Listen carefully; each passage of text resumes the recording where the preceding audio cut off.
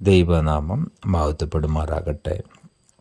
മനോഹരമായ ദിവസത്തിൽ കർത്താവ് നമുക്ക് വാക്കുകളെ പറ്റിയുള്ള ഒരു ഉപദേശമാണ് ഇന്ന് യേശുക്രിസ്തു വിശുദ്ധ മത്തായിയുടെ സുവിശേഷം 5-ാം അധ്യായത്തിൻ്റെ 37-ാമത്തെ വാക്യത്തിൽ പറയുന്നത്, നിങ്ങളുടെ വാക്ക് ഉവ്വ് ഉവ്വ് എന്നും ഇല്ല ഇല്ല എന്നും ആയിരിക്കട്ടെ, അതിലധികമായതെല്ലാം ദുഷ്ടനിൽ നിന്ന് വരുന്നു.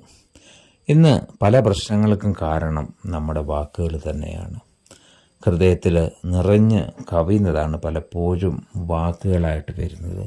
ഒരു തവണ നമ്മുടെ വായിൽ നിന്ന് എന്തെങ്കിലും വന്നാൽ അത് പിന്നെ തിരിച്ചെടുക്കുക എന്നത് വളരെ ബുദ്ധിമുട്ടുള്ള കാര്യമാണ്.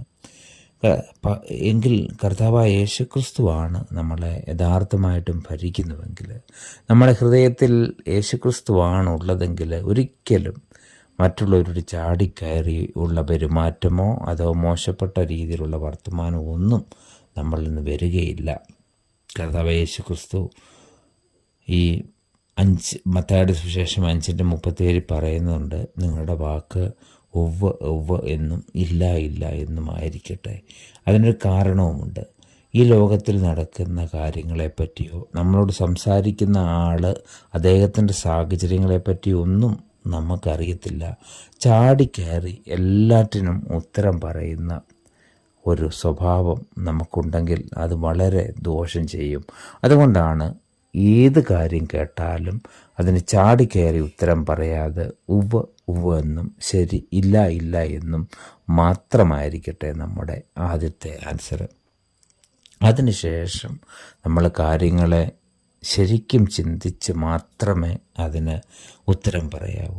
കർത്താവായ യേശുക്രിസ്തുവിന് നമ്മെ ശരിക്കും അറിയാവുന്നത് കൊണ്ട് മാത്രമാണ് നമ്മളോട് ഇങ്ങനെ പറയുന്നത്. പല കാര്യങ്ങളും നമ്മൾക്ക് ശരിയായ രീതിയിൽ മനസ്സിലാക്കാനുള്ള വിവേകം പോലും നമുക്കില്ല. ശരിക്കും സത്യാവസ്ഥ നമുക്ക് അറിയണമെന്നില്ല. ലോകത്തിൽ നടക്കുന്ന കാര്യങ്ങളൊക്കെയും നമുക്കറിയാവുന്ന മട്ടിലാണ് നമ്മൾ ആൻസർ ചെയ്യുന്നത്. അത് മറ്റുള്ളവരെ പലപ്പോഴും ബുദ്ധിമുട്ടിക്കും. അവരുടെ ഹൃദയത്തിൽ അത് വലിയ വേദനയായിട്ട് മാറും. പല ജീവിത സാഹചര്യങ്ങളിൽ ജീവിക്കുന്ന നമ്മുടെ സമൂഹത്തിലെ മനുഷ്യരെ സ്നേഹത്തിൽ പൊതിഞ്ഞു നിർത്തുവാൻ നമ്മുടെ വാക്കുകൾ ഉപകരിക്കട്ടെ.